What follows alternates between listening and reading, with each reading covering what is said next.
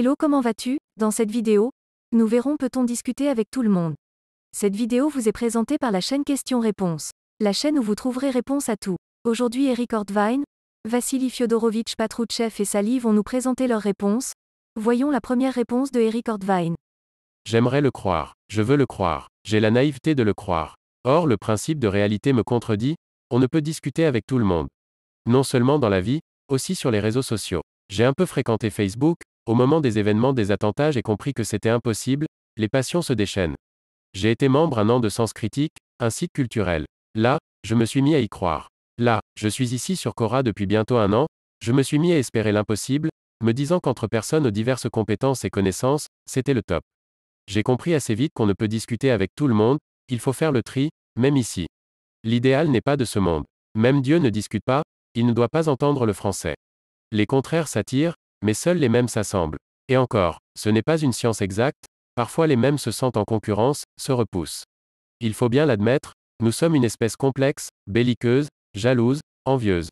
Les clans se forment, naturellement, on a toujours des préférences. Inévitable, mais même là, c'est comme un vieux couple, on s'aime, on s'accompagne, puis on se relâche, on se détache, on bifurque, puis on revient ensuite. Microcosme du réel. Dieu ne peut pas exister, un tel être n'aurait pas pu créer une telle espèce bougonne et péremptoire, pusillanime.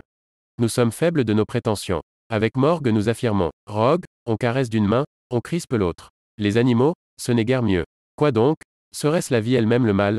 C'est quoi cette guerre au sein même de la nature? Pourquoi la nature lutte contre elle-même? Pourquoi la terre rivalise avec la mer? Est-ce que la nature peut porter en elle la vengeance?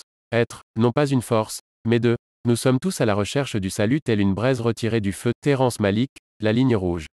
Nous sommes tous à la recherche du bonheur, nous l'évoquons à qui veut l'entendre, c'est notre quête que notre bouche et notre cœur répètent comme un mantra. Plus on le dit, moins il est accessible. Celui ou celle qui l'a trouvé ne ressent plus le besoin de le dire, ni même de l'espérer. Il lui faut alors trouver un coin comme une possibilité d'une île pour ne pas le perdre, car le bonheur se dilue à l'exposé. Il tente le diable, il tente les autres. Nous espérons le bonheur mais pas la concorde. On ne peut discuter avec tout le monde, mais se disputer, oui, ça on sait faire. Nous ne sommes pas si beaux que ça, nous le paraissons seulement. Mais paraître n'est pas être.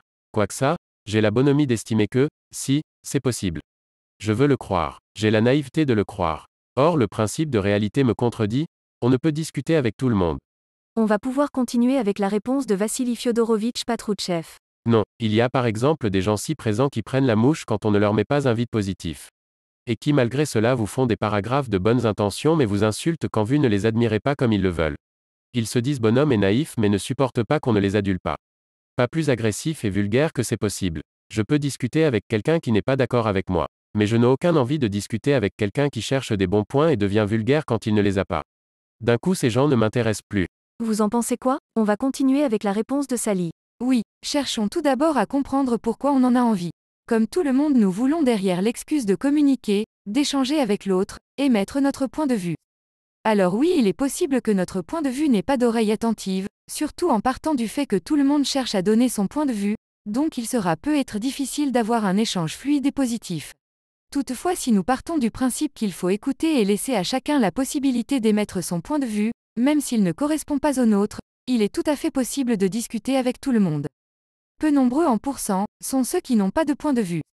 Donc peu nombreux seront ceux qui vous écouteront sans frustration. Frustration oui, car l'objectif de cet échange est de donner la sienne, d'opinion. Comment éviter la frustration? En considérant que personne ne détient la bonne opinion. Il faut être ouvert et tolérant. Rien ne mérite une guerre. Être contrarié t'engage peut être sur la voie du cancer, de l'ulcère clin d'œil.